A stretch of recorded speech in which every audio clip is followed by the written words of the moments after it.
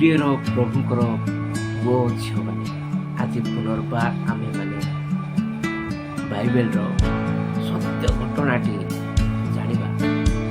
ଈଶ୍ୱର ଆମମାନଙ୍କର କେତେ ଯତ୍ନ ନିଅନ୍ତି। ଆମେମାନେ ପ୍ରାର୍ଥନା ନ କଲେ ସୁଦ୍ଧା ସେ ଆମମାନଙ୍କୁ ପ୍ରେମ କରନ୍ତି, ସୁରକ୍ଷା ଦିଅନ୍ତି। ସେହି ବିଷୟ ନେଇ ଆମମାନେ ଆଜି ବାଇବେଲର ଗୋଟେ କାହାଣୀ ବା ସତ୍ୟ ଘଟଣା ଶୁଣିବା। ଦିନେ ଯୀଶୁ ଜେରୁସାଲେମକୁ ଯାତ୍ରା କଲେ। ଜେରୁସାଲେମର ମେଷ ଦ୍ୱାର ନିକଟରେ ଗୋଟିଏ ପୁଷ୍କରଣୀ ଥିଲା। ଆଉ ସେହି ସ୍ଥାନରେ ଅନେକ ପୀଡ଼ିତ, ଖଞ୍ଜ, ଅନ୍ଧ, ଶୁଷ୍କାଙ୍ଗ ପଡ଼ି ରହୁଥିଲେ। କାରଣ କୌଣସି ସମୟରେ ପ୍ରଭୁଙ୍କର ଦୂତମାନେ ସେହି ପୁଷ୍କରଣୀର ଜଳ ପକାଉଥିଲେ। ଆଉ ଯେଉଁମାନେ ପ୍ରଥମେ ଯାଉଥିଲେ ସେମାନେ ସୁସ୍ଥ ହେଉଥିଲେ। ସେଠାରେ ମଧ୍ୟ ଆଉ ଜଣେ 38 ବର୍ଷାବଧି ଗୋଟିଏ ରୋଗୀ ପଡ଼ି ରହିଥିଲା। ଆଉ ତା ପାଖରେ କେହି ନଥିଲେ।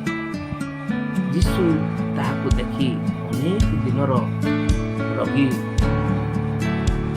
ଏହା ଜାଣି ତା ପାଖକୁ ଯାଇ କହିଲେ, ତୁମ୍ଭେ କ'ଣ ସୁସ୍ଥ ହେବାକୁ ଇଚ୍ଛା କରୁଛ କି?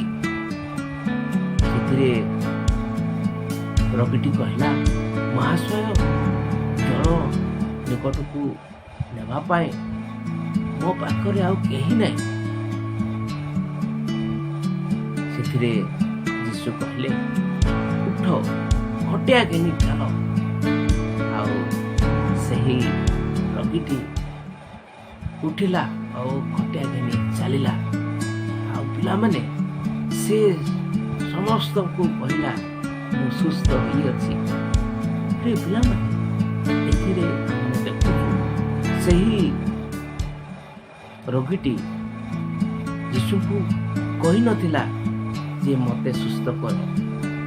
କିନ୍ତୁ ପ୍ରିୟ ପିଲାମାନେ, ପ୍ରଭୁ ଯୀଶୁ ତା ପ୍ରତି ଦୟା କଲେ। ଆଜି ଆମମାନଙ୍କୁ ମଧ୍ୟ ପ୍ରଭୁ ଦୟା କରୁଛନ୍ତି। ତେଣୁ ଆମମାନେ ଈଶ୍ୱରଙ୍କ ନିକଟବର୍ତ୍ତୀ ହେବା ଆଉ ଆମେ ତାଙ୍କଠାରୁ ଆଶୀର୍ବାଦ ପ୍ରାପ୍ତ ହେବା। ଏହି କାହାଣୀଟି ପ୍ରିୟ ପିଲାମାନେ ପ୍ରଭୁ ପ୍ରଚୁର ଆଶୀର୍ବାଦ କରନ୍ତୁ। ଆମେନ୍।